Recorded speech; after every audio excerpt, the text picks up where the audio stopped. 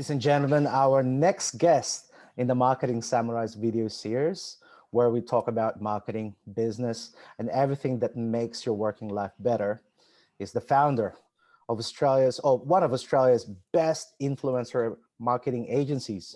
This is Amplify. Our guest has worked with Menulog, The Sims, Spark, Spotify, Canva, Fremantle Media, the popular TV show Big Brother, and many more. Ladies and gentlemen, let me introduce my guest, Mr. Tom Maynard. How are you, man? Hello. Hey, Crom. Very well. How are you? I'm good, man. I'm good. Post Australia Day, so back to work, and just trying to catch up with how the new year is gonna pan out. Where are you now? You're in Rosebery, is that right? I'm in Rosebery, Sydney, which is on the outskirts of the CBD, I suppose, in Sydney. Nice. So that's inner west for those people that are not from Sydney. Yeah. Yeah, that's right. Inner west, near the airport. Near the airport. It looks like a new office, man. New office. We moved in about 6 months ago. It kind of serves all our needs. It's a really cool up and coming area. Actually, there's lots happening around Rosebery. Lots of new businesses starting. Lots of awesome shops popped up around here too. I mean, that means that place is kind of booming, I think. It is kind of booming. It's half residential, half commercial. Yeah. It's got lots of interesting businesses starting here. I think it's a super old industrial area. Yeah. But now it's changing. Maybe it's what happened to the Surrey Hills area is starting to. I think so. And obviously rent's a lot cheaper here than Surrey Hills. Surrey Hills is insanely expensive comparatively. Those I used to work in Surrey Hills, and those abandoned warehouses now are like office hubs. So yep, that's right. So Tom, you are an expert in influencer marketing, yeah? I don't know if I'd call myself an expert, but yeah, I've been working in it for in some way, shape, or form for quite a long time. Probably the last almost 10 years in some way, shape, or form. Nice. I mean, okay, just to clarify to our viewers and listeners, what's actually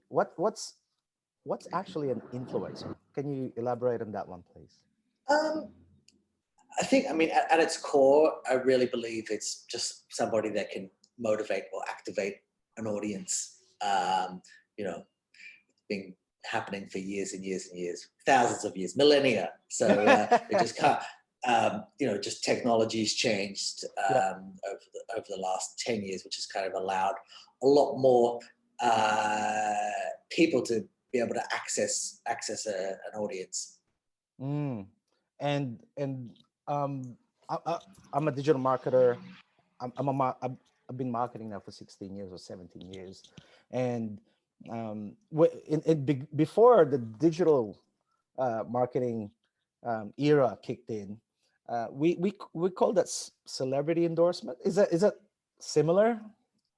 I think from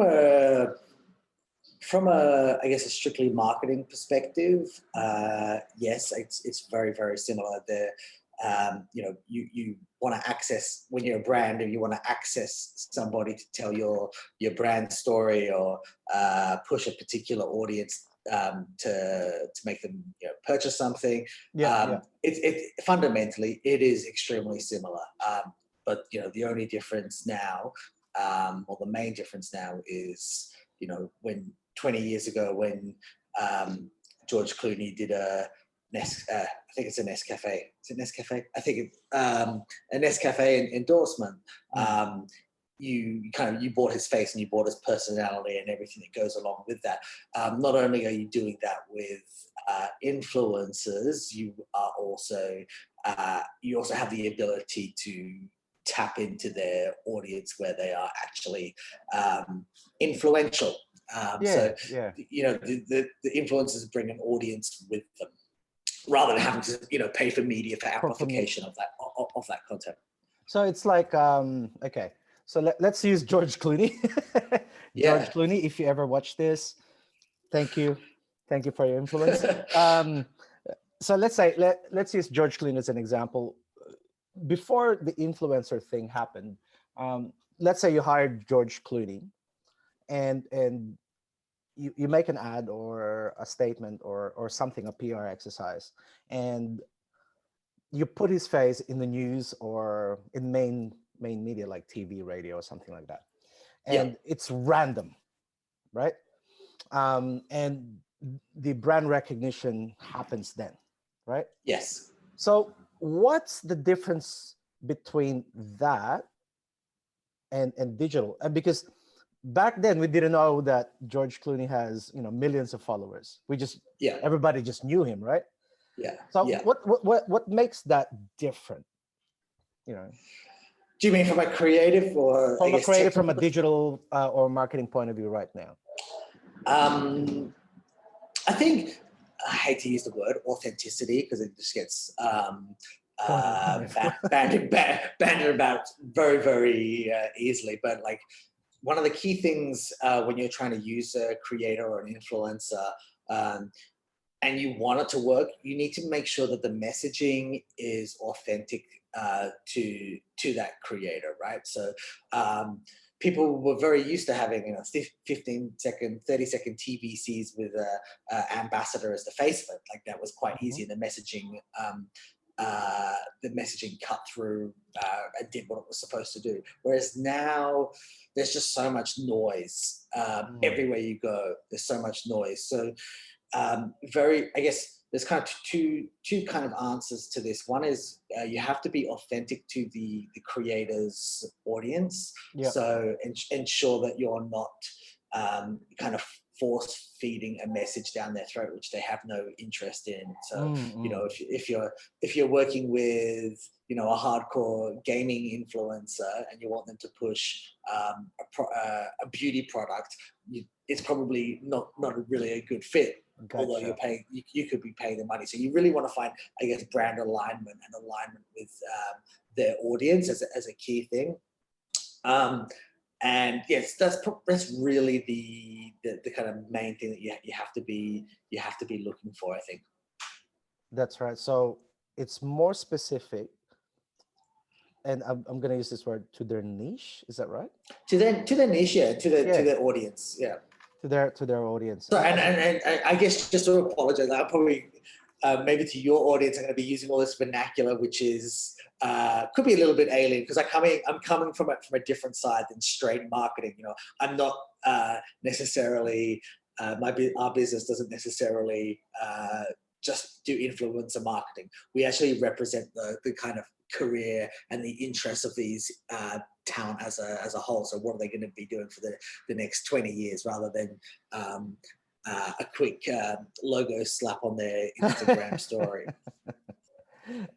Fair enough. So your work is actually helping influencers have a very good or long career. Is that right?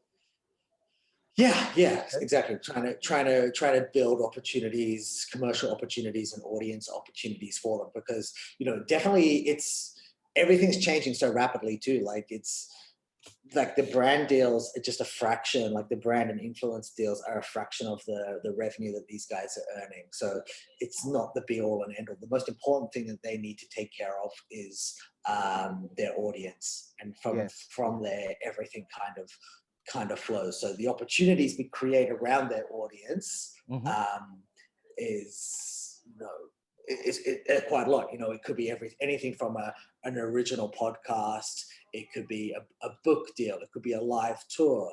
It could be merchandise and products. It could be a Netflix original series. There's lots of these kind of opportunities around when some of these creators have genuine influences. And I hate to use kind of examples of we don't really represent and manage people with bikinis and six packs and they're eye candy for your thumb to suddenly stop on. These are people that have an audience that are genuinely engage with what they're doing. So there's something a bit more about them. So they, they may want to be a producer, they may want to be a writer, they may want to be an actor, a singer, whatever it is in their creative field. They have a kind of a vision and a passion and a super engaged audience.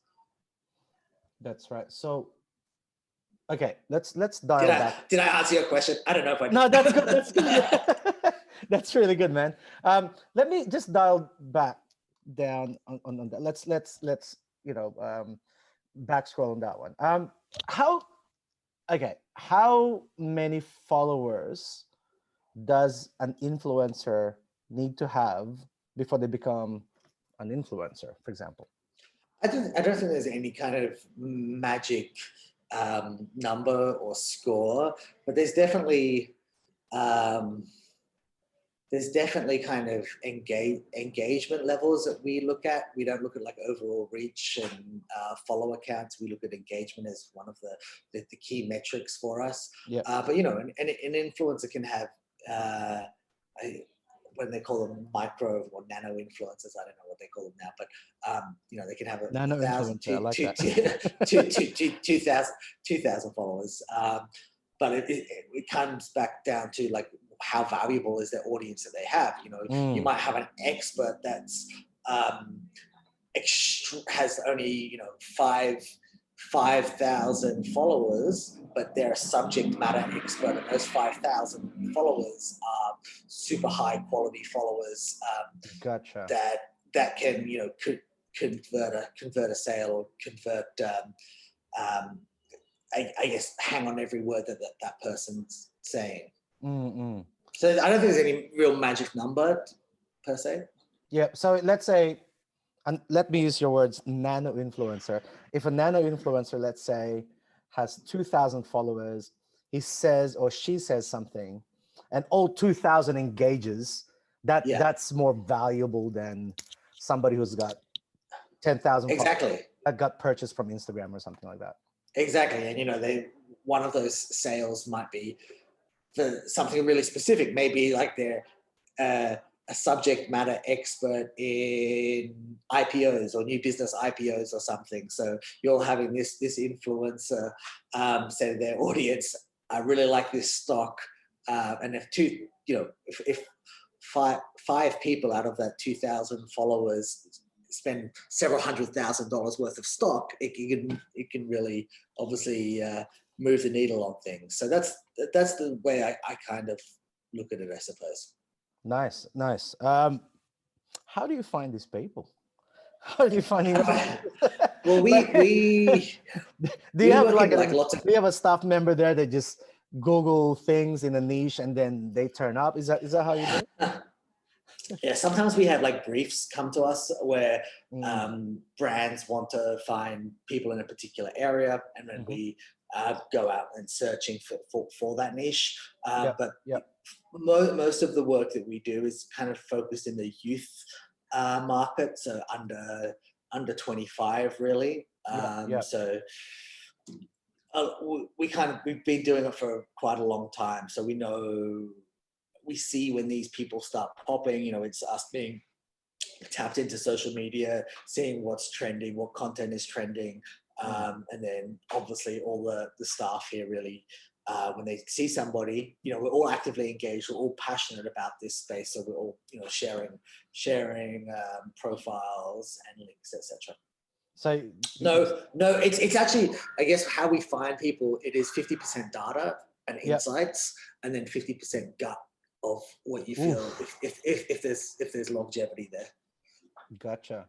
It reminds me of those agents and managers for celebrities. They can detect, okay, that one's upcoming, or like a scout or something like that. It reminds me of that. Is that something that is that? Yeah, there's probably it's very similar. I mean, all these agencies, like the massive agencies in the US, WME, CAA, UTA, etc. They all have massive influencer departments, and they don't in the industry. It's kind of like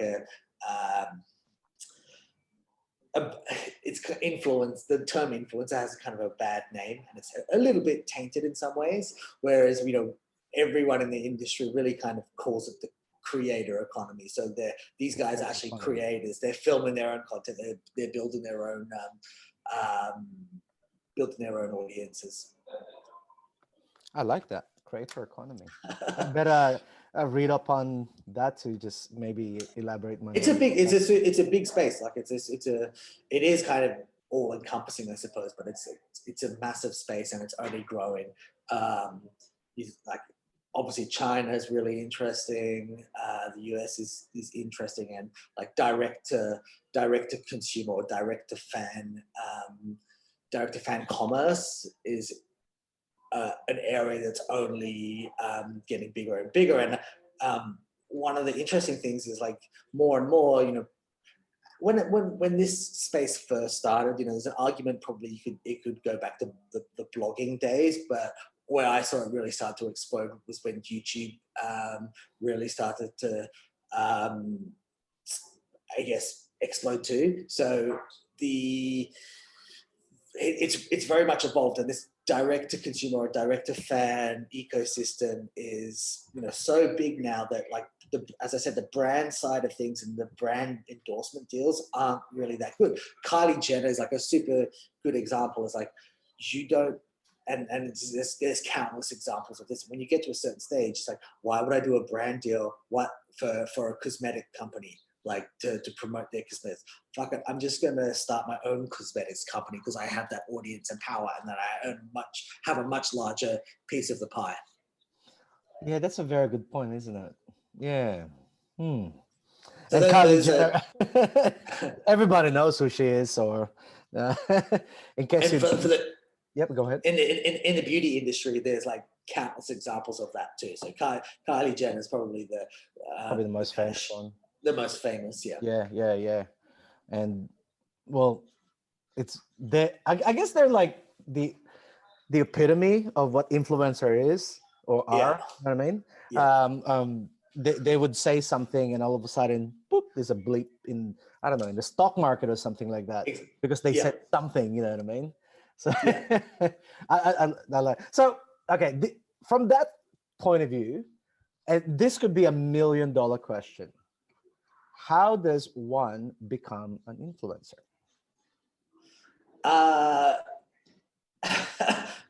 How do you become I guess have a passion is my a passion. Yeah, that's a passion. But you can't. That sounds very vague, but you can't really fake it. As I said, there's influencers that, you know, they go to Coachella and they, you know, have great photos, but can they sell a ticket to an event? Can they sell a T-shirt? Can they really motivate and activate their audience to do something? And so if they're just kind of eye candy, more often than not, they're going to really struggle to have longevity in this space, I believe. Whereas if you have something about you and a real passion for a particular area, whether it's producing, you know, comedy videos or you know, self-help or whatever it is, any kind of these niches, have to have a genuine passion, because you can very easily get burnout. You know, you have to create so much content around your brand in order to grow an audience and sustain that audience. So passion is really, really the key thing to make it into a proper career. And when you say passion, as in passion on that particular subject matter? Passion on that particular subject matter, or passion about building an audience. But that's important. Your passion. As long as that's kind of really the key thing. If you're just doing it to get contra deals on products or a bit of cash here, there's no there's no real long-term career in that, in my opinion. And how does, you said longevity? I mean, how long can influencers influence, or how long can their career usually last? I mean, they could probably last decades, right? But usually, what does that look like? It's really difficult to answer that, because I've got examples of people that were suddenly went viral on TikTok and all of a sudden find themselves with 1 million followers and they don't know what to do with it. and that's TikTok's really only become into the cultural zeitgeist over really in the last 12 months, and people have kind of built their audience and that audience is gone and no longer engages with their content. So it could be a week, it could be you maybe find yourself you become a meme, or it could be years. Find yourself become a meme like Bernie Sanders or something like that. Yeah. So there's no magic answer. But on the flip side, there's examples of people that have been doing this for the last 10, 12, 15 years. Wow. 15. I think probably the one of the longest examples is a guy called Shane Dawson out of the US that was really big on YouTube when it first exploded, and then now he's still a really big creator on that platform. That's interesting. Wow, I didn't even expect that the influencer marketing or influencer phenomenon has been around for 15 years. That's pretty good, man. Well, so, I mean, almost as long as YouTube. I think. I suppose that's true. As long as that's as long as I think that's where it started. You know what I mean? Yeah. And then it kind of spilled over Facebook and Instagram and quite recently TikTok. You know what I mean? Yeah. So, okay, so as Tom, my background, it's marketing and digital marketing specifically as well. There's usually 5 pillars in digital marketing that we use, right? That's been tried, proven, and it still works, right? And that's usually SEO, PPC, social media, EDMs or email marketing, and conversion rate optimization.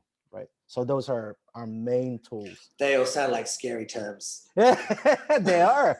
I think they make us maybe. They sound like accountability. Yeah. Well, those 5 pillars themselves are, they're big pillars. Yeah.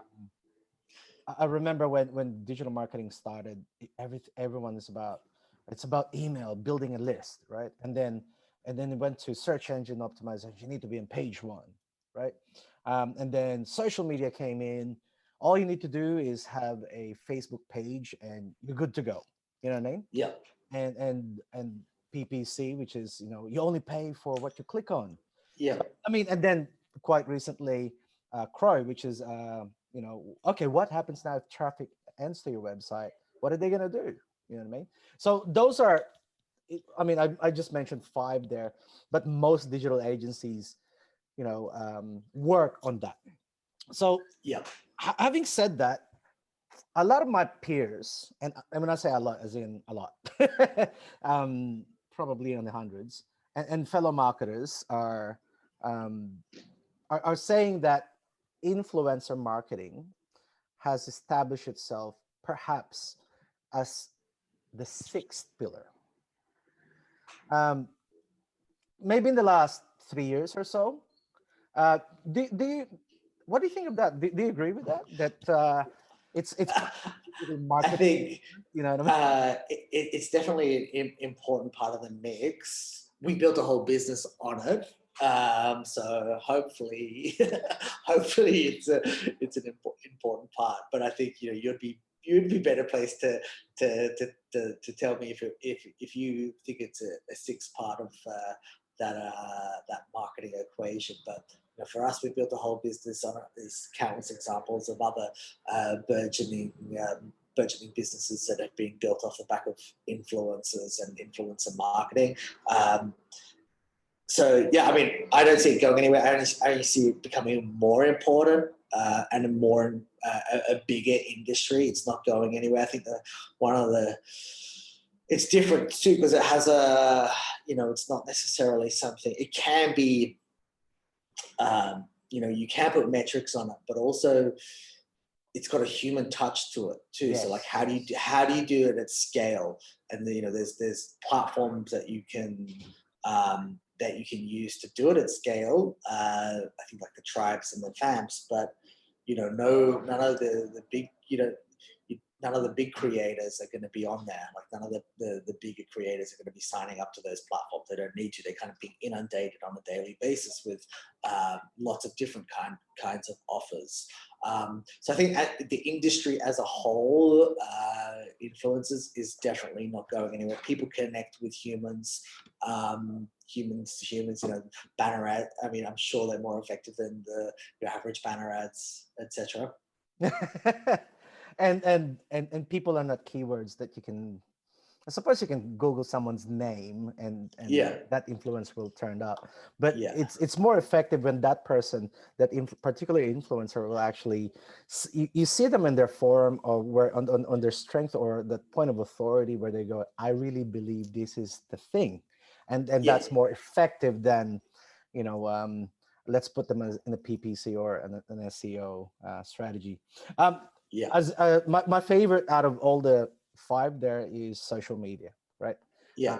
That's where I make my bread and butter, I suppose, and that's more most of my clients are coming in.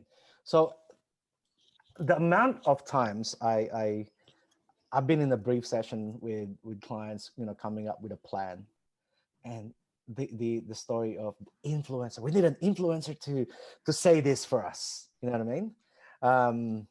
So I guess from that point of view, it's here to stay. I Yeah. agree with you on that one. And also, our clients know about it, you know what I mean? Yeah. Whereas before, like, I don't know, maybe 18 or 20 years ago, it would be unthinkable to go, oh, I think we need George Clooney to say this in Facebook or something like that. You know? Yeah. That's unthinkable. I mean, it's still unthinkable now. You know what I mean? Yeah. How much millions of dollars do you need to spend to even get him to say something, right? Exactly. However, you can find your niche or your particular tribe, like you said, and really find that authority, and get them, and get their opinion at least. You know what I mean? Or say Yeah. something. You know what I mean? No, it's definitely a lot more attainable now. And there's just more, I mean, the whole world is being fragmented, right? Like, you know, all these walls have been broken down because of social media and digital platforms. So, you know, before you know, you to become a celebrity per se, you had to ask permission. You know, there were these gatekeepers around that audience, whether it's radio, television, movie. There were gatekeepers around that saying, you know what, I think you've got what it takes to become famous, and they'll put you on a TV show, and then all of a sudden, you know, you've got this celebrity status. Whereas now, those walls are completely broken down, where you don't, and that middleman no longer exists to reach an audience. So you can just go, you can build an audience and talk to them directly. Yeah, or that middleman has lost so much of his power, you know what I mean? Yeah. Or influence on that one. So yeah. So let's get a bit more deeper now. So when did you when can you remember a time or a moment, let's say years ago, when you realize, well, you can, with this idea of influencer marketing or influencers, or what did you call it, the creator economy, you know, you said to yourself, oh man, there's an opportunity here, I can make something about this, you know, like that. Did you have a light bulb moment, or I think how did that look like, you know? It's probably evolved. I can definitely remember the first time the power of social really worked, and it was with this campaign, this really different campaign. It was like McDonald's was sponsoring MasterChef, and I was working at Fremantle, and so they wanted to we pitched them this idea of doing this spin-off series on YouTube, a comedy series about cooking. Called Macca's Chef. It was we had a bunch of actors working on it, but during that time, and she might hate me for saying this, but we were working with a girl called Natalie Tran, and she used to have this massive YouTube channel. She was helping us write and create the content, and I think this would have been 2009, maybe 2009, and we we did this initiative, and she tweeted it or posted about it on YouTube, and like the views, and there was media behind it, right? There was media to make sure it got exposed. But one of the episodes that she promoted, and she did it organically. There was no payment or anything No like payment, that. She was just working on the season, and like one of the videos on that series on YouTube just went nuts. So that was probably the first kind of realizations that they have, the power that these guys have can go a long way. And then over the years, it's definitely evolved. I think probably the more one of the other big realizations was it all happening in real life. We did this tour with a bunch of YouTubers that we brought over from the US. It was like almost like a stage show. The audience was predominantly 14, 15, 16-year-old girls, but we sold out like thousands upon thousands of tickets when we announced this. And then going to the actual event, seeing the emotion that these guys create for their audience, and the reaction that the audience has with them, tears. It was just completely fanatical. Hanging outside the venue at 6 a.m. or chasing us into Melbourne Airport. We shut down Melbourne Airport honestly, we did. They had to keep us locked down because there were thousands of kids just outside. Holy moly! It's like the Beatles all over again. I mean, it was, it is, but like we didn't really know. It was the first time it ever happened, so it was. Wow. That was really when, okay, this is actually a real thing. You can't, how do we bottle this up? So that from there, it's, all these opportunities happened. And so, as I said, I don't think it's really going anywhere. And then we've just kind of evolved and moved into different platforms from there. Nice. As in, so it was a bunch of experiences that led you to it, but you still had a lot of aha moments in between going, okay, this is going to work. And then another experience happened and you go, oh, yeah, definitely. Until you realize, okay, I need to do something about this. Is it right? Kind of. I mean, I've been doing it. I started doing the business about 5 years ago. Okay. Amplify. And it's just evolved since then from there. So yeah, that's a very good point there. Can you describe the steps, or how did you realize I'm going to call my company Amplify, or This Is Amplify? Can you tell that story, please? Yeah, sure. So I'm not sure. I don't think. Okay. Do you have any alternative names? Like, for example, you were no. To be honest, it was off the back of a pitch to Sony Music. I think in like 2015, it was when Troye Sivan launched, who's a musician who started off on YouTube, launched one of an EP, and I think it was under Universal. So Universal's obviously a big competitor to Sony, and he definitely kind of charted. And it was also the same time as Shawn Mendes was just starting out also. So all of a sudden, a friend of a friend or an old colleague said, "Hey, could you come in just to present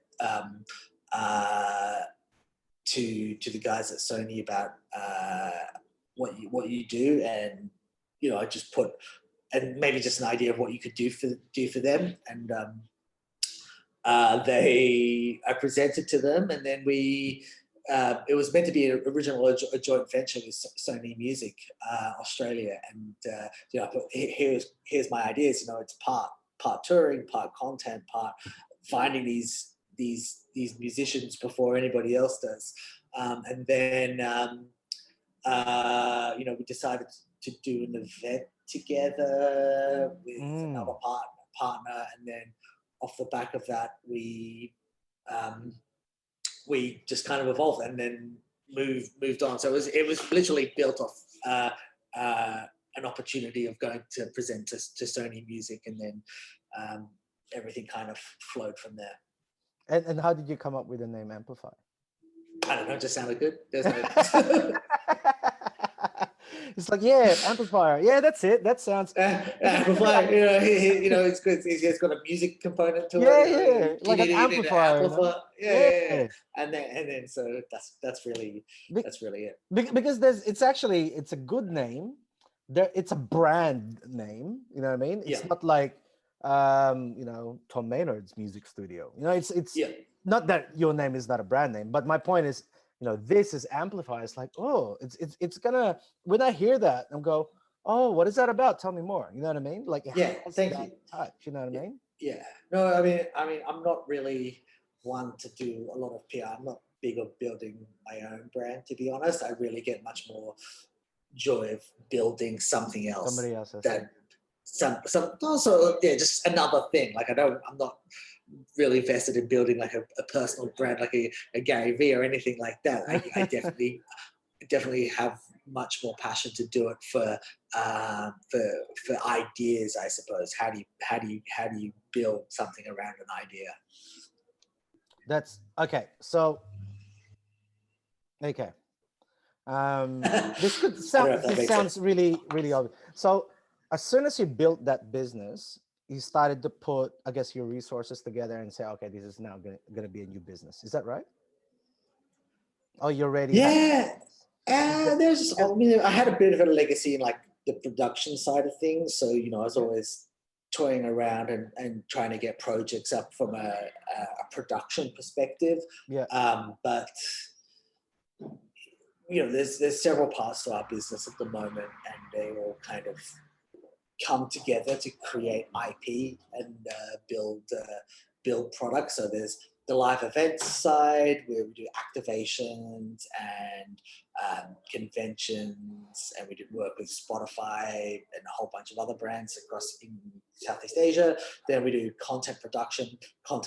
We kind of put it under the studios banner. So that is anything from podcasting to IGTV series to series for SVOD players like Netflix and Stan. That's where we really want to go with it. And then there's talent management. Talent management is like the almost the heart of what we do, and working with and finding these creators to build things around. So there's three, and the fourth one, which I'm really quite bullish on, is the products and merchandising side of things. So how do we build products and like I'll give an example. apparel? Influencer, there's a T-shirt, as in you need to source that, Yeah. produce that, and distribute that. Is that what you mean by product? Exactly right. Yeah. So source it, develop the product, and then market that product and distribute it too. Man, So I think that's exciting. That's very exciting, man. So, yeah, it's growing and growing and growing. Still yeah. in its infancy for sure. But that's one of the pivots, as they say, that we took that during the pandemic, and we were doing like lots of merchandising and things like that for our live events. But when live events dried up, we started again in August, September, doing products specifically for our creators all around the world. It's you mentioned COVID, and this could be a very obvious question. Did COVID affect your business, and how was it affected? Yeah, I think COVID, when it hit, I remember that I think it was late Feb, early March. It was all a bit weird. Nobody knew what was going to happen, what it was. Definitely within like a 48-hour period, I remember we lost $5 million worth of contracts for events. So nobody could do live events anymore. So we lost $5 million worth of events, and so obviously had an effect there. However, thankfully our lease was running out of our old office, and I was like freaking out and going, oh shit, we got to bunker down and figure out how we do this. So we were able to kind of take a few big overheads out of our business quite quickly. And everyone was working from home for a good few months. 3 months for us. Before, or 3 or 4 months before everything, we moved into this new office in about, I think, August, September time. and yeah, we've been busier. We've been really busy since Busier. then. There's busier, yes, and Is it because people are at home or something like that, and they're probably online even more so? Because I think, that boom happened in the e-commerce section as well. You know? Yeah, so that's right. I mean, the e-commerce side of things really picked up for us, and yeah, things have definitely increased over the last 6 months. But the events kind of, well, the events are on hold. Although we've got things on the slate for WIP. I'm personally relatively confident that the event side of things will pick up in the second half of the year. I don't think it's ever going to go away. People want that social connection to people, and they want to interact with people. So events. I'm still quite bullish on. It's just going to take time to actually get to a stage where we were at pre-COVID. Absolutely, like going into a mosh pit and yeah. You know what I mean? Like, I think it takes 21 days to create a habit, right? And we've been in this now for a year. Yeah. You know, so people are staying at home even more so. And even the idea of, I'll give you an example. Yesterday was Australia Day. We were at the park. We were still talking at about 3 meters apart, right. even though, you know, it's all good, right? You know, like it's just, no one shook hands, no one gave each other a hug. Everybody gave an elbow or, you know what I mean? So it's the habit that we had because of COVID, I think is on the cultural level is gonna stay.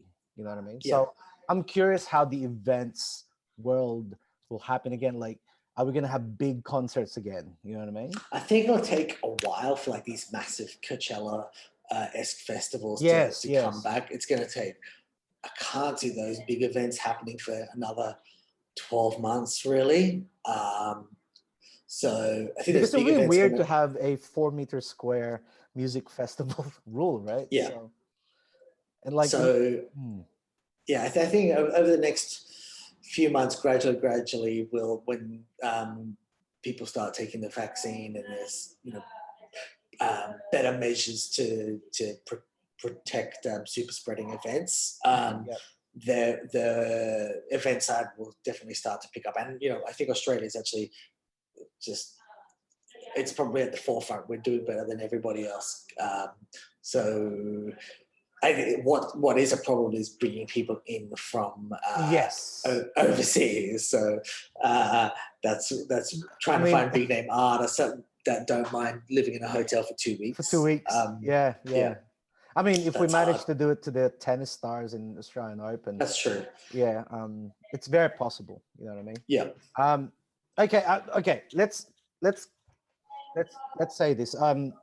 A lot of directors, managers, and business owners would probably like to hear this. How did you navigate your business during this crisis? Because I know a lot of businesses just literally froze or contract, or how did you do it, man? Like you already you packed the office, like that's one. But how did you actually keep them going? I mean, yes, I guess initially it's like stop as many outgoings as possible. Like that's definitely the first thing, and then secondly, was like just looking at ways to make money outside of events and so on. So the content side, people were still consuming content. So how do we create more content? We were working, we definitely built up our portfolio of creators a lot more. So there's a lot more influencers that we managed, and then just looking at different ways and being open to different ways to make money. And I think actually one of the definitely what really hit home to me is like, there are no rules. Like you can just go into different areas that you have like very little experience in, and there's enough information out there for you to get 20%, 30%, 50% of of building a new initiative. So I definitely kind of like, it was almost liberating in a way, COVID, like having the faith that, everybody's bullshitting their way through life a lot of the time. It's like, there's no, you don't have to compartmentalize yourself or your business in a particular area. So looking at opportunities, being open to opportunities, was something that kind of allowed us to keep going and grow. You said you were flexible in navigating the business out of, that initial shutdown, lockdown phase of COVID. And COVID is probably going to stay here for a while. Eradication is probably not going to happen for another few years. What can you foresee, from your point of view, are the biggest, let's say, opportunities out there as far as influencer marketing is in the next 12 months? Okay, you go, I got a portfolio of influencers. Hey guys, hear me out. If we get our help, if you ask us for help, we can help you here. Where's that beautiful golden nugget sitting at the moment? I definitely think like this year, we've been doing in the last 12 months so much campaign work on TikTok. TikTok's a really big opportunity for us. The sheer pace at which they're releasing product updates and creators just popping out and exploding out of nowhere is definitely like something I've never seen before. So TikTok's a really big opportunity, and brands are still trying to figure out how they work on TikTok and what should they do. So we've done a few campaigns over the last 6 to 9 months around TikTok that have really moved the needle. And I think, as it matures and the e-commerce side of TikTok matures and they combine those things, that's a really big opportunity for us. So like being able to purchase directly off TikTok, which is where where China is kind of going to at the moment. The other area I'm super interested in, which is very, very nascent, but developed in China, is a live commerce, like live streaming commerce, being able to, there's the kind of creators and influencers that build massive brands off the back of doing live streams around selling products. It's almost like the home shopping network in some ways. Like, is that an infomercial version of? It is, but it's like live streaming is massive. You see with Twitch and Instagram Live, but in China it's just another stratosphere away. Wow. And that will inevitably happen in Western markets too. So the live streaming commerce is somewhere we're super interested. But TikTok as a whole, like the time spent, the average time spent on the app has doubled, I think, in the last 6 months too. So people are spending more and more time on the platform. Yes, the downloads are always huge, but having the dwell time on that app expand so much is definitely a signal for us that it's a platform and product that's not going away. And they're aggressive, right? Like we work with the guys there, like aggressive in like when I look at it from an Australia perspective, they're employing a lot of people in Australia, huge amount, like comparatively to Google and YouTube. YouTube specifically, I think they only have like a handful of people out here. So it's considered, I see it, I view it as we're a bit of an outpost for YouTube, right? Whereas TikTok, they're going hard. They're not, forget the term, fucking around. They seem to be quite aggressive and making sure they're going to be a major player. And the hires, the kind of the level of hires that they've brought in are huge, like really high caliber, experienced individuals running that business. Yeah, I know a couple of those people that got hired, and they are not amateurs. They're top of their game level. Pinched. And I guess TikTok is trying to really take a big portion of the market. You know what I mean? So, and you can see that. You can really, Yeah. really see that. Cool. So in the live stream side of things, and Yeah. and TikTok is what you can really foresee happening. Yeah, and I think anything longer than a 12-month period, or in this kind of Yeah, industry, is super hard. Is super hard to predict. exactly. But definitely, the other area is like creator commerce, and Yeah. by What? Okay, you've said social creative. commerce. You've said creative commerce now a few there's Sorry. what is that, man? What is that? I mean, I think I'm like our department as a whole. It's about building products and selling things on that kind of has a creator's name attached to it. So they're building their own products. So one might be, passionate about. We have a gaming creator that's selling toys, or a beauty creator that's selling makeup, but that's only going to grow and grow and grow over the next 5 to 10 years. These guys are not necessarily, how can I explain this? They're growing their footprint and their following so kind of aggressively. Like there's no real, a lot of the time there's no real need for them to do brand deals, as I said before, with that Kylie Jenner example. Yeah. So it's a big part of their overall business, and they are becoming media companies unto themselves. And, Wow. and I dare say maybe have more influence than a lot of media companies. And so it's only going to grow and fragment too. Exactly. So and get deeper into niches and areas.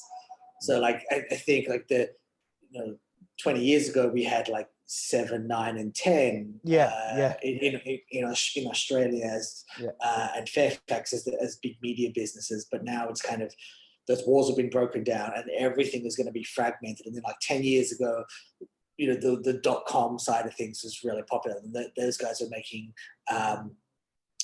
money and revenue through ad sales, and they still are to a certain degree, but like even that's kind of being smashed down to now where these creators have more influence than any of these media brands, because they're real individuals, and they can pick off the back of their audience and personality, build opportunities around products, build opportunities around subscription, Patreons, whatever it is. There's all these opportunities for talent. But I guess going back to when I say social commerce, it's just using and working with creators and building products around them specifically. I think I totally agree with you on that one. That is the I guess the future. Yeah. For to oversimplify it, so that is the future, I suppose. I mean, I'll give you an example. I think it was a quote from that guy from Crocodile Dundee. What's his name again? Paul Hogan. Paul Hogan. There was this is not a verbatim quote, but along the lines, he goes, back in his day, it was easy. All you need to be is on TV and in a movie. Yeah. Now you need to be on YouTube, you need to be in Facebook, you need to be in TikTok, you need to be in all these things. And all you need is seriously just a good phone to get started with. And I believe that. I can see it. Before, you need to go to a store. Now you got Etsy, you got even Marketplace on Facebook. You know what I mean? Yeah. You can create something beautiful or something worth creating and put it there. It's almost like the anti mass production in China, like you know what I mean, like the anti of that, and that's working well. Yeah, well, it's also like as a society as a whole, it's good to have this kind of competition. Being beholden to 4 or 5 platforms is a scary thing. So we'll all be working Amazon having to do things on Facebook is like scary, to be totally beholden to those platforms. So having competition and different pathways to audiences is really important, I think. Fantastic. Okay, cool. So and thank you for answering all these questions, by the way, Tom. Now we're now in this. We're approaching the end part of this interview, and just to have a bit of fun, I'm gonna put the timer on my phone. Oh, okay. And I'm gonna put it for 60 seconds. Yeah. Okay. Yeah. And Yep. and well, I'll ask you some rapid fire questions. Okay. Let's go. Let's see how you go on this one. Okay. Ready, set, go. Tom, who's your favorite hero? Oh, favorite hero. Oh my gosh. Um, oh my gosh. Shit. Okay. Let's move to Next question. Next question. If you could live anywhere, where would it be? I think I like Sydney. There's probably no better place in the world. I agree with you. Are you an early bird or a night owl? I'm trying to be I used to be a night owl, but I'm trying to become more of an early bird. Even in my 40s now, I still can't become an early bird. What does your everyday breakfast look like? At the moment, I'm not eating breakfast. I'm trying this intermittent fasting thing to lose all yes. COVID weight, which I love. I love, by the way. It's I like not eating breakfast. I feel a lot more alert throughout the day. Okay. What motivates you to work hard? Rent. No,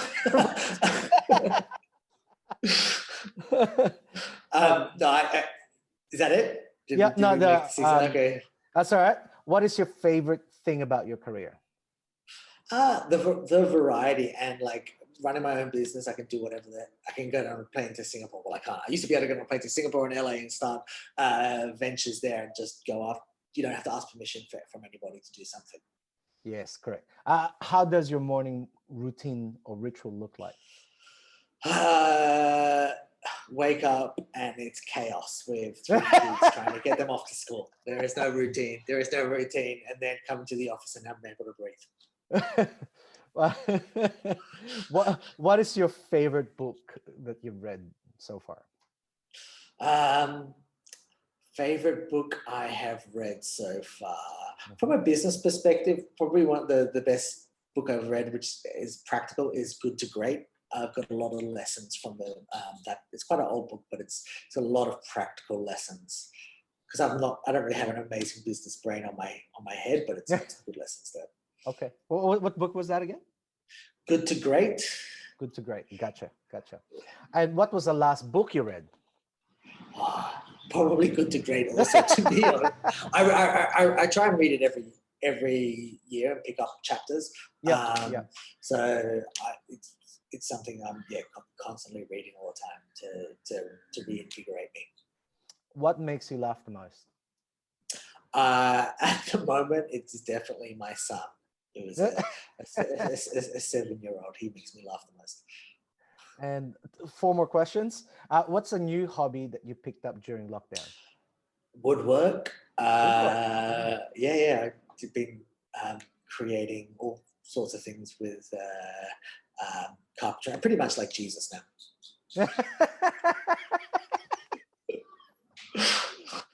That's funny.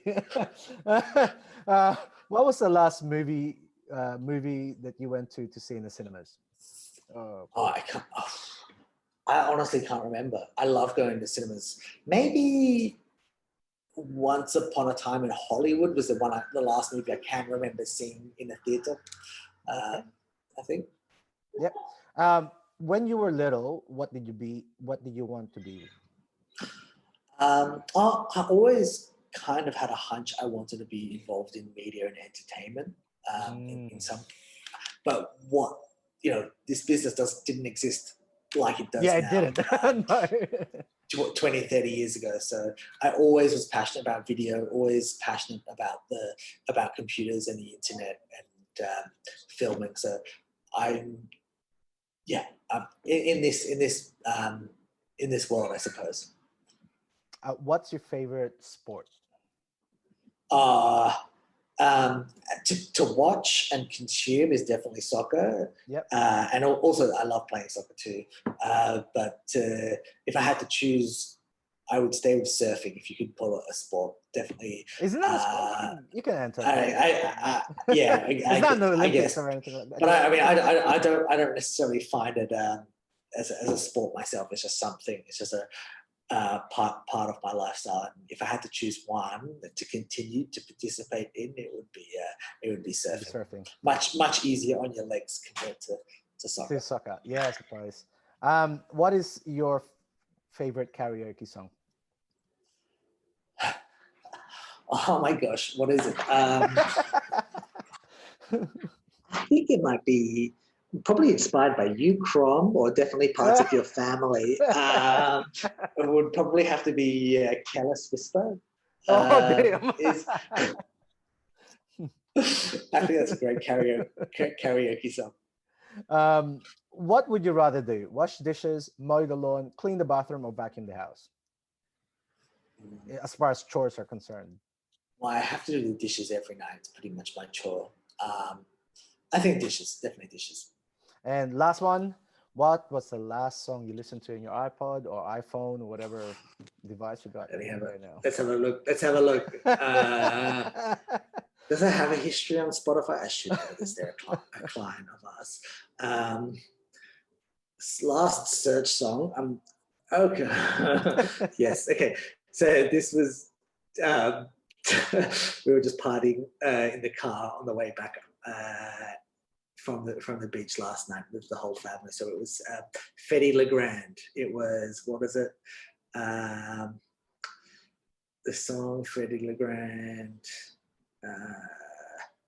It's really embarrassing. Put Your Hands Up for Detroit. I love that city. Okay. And that's going to be a wrap up. Tom, do you have any messages or any message for all aspiring influencers or creators out there? I think, definitely you need to keep tinkering, and you're not going to get an audience straight away. Keep tinkering and finding your craft. And it is a craft. It is. So keep working at it and don't be disheartened around not getting a million followers within a month. It can take years to, and maybe it doesn't even happen at all. But you have to, as I said, you have to be passionate about it, not for the gratification from the audience, but for yourself. You have to love doing it. Oh, well, on that note, ladies and gentlemen, this is Tom Maynard, founder of This Is Amplify. You can see his work in his website, thisisamplify.com. That's it, yeah. Tom, thank you very much for coming. Thanks, Crom. Taking this. And once again, guys, this is Crom Salvatera. Thank you for watching and listening. Have a good day.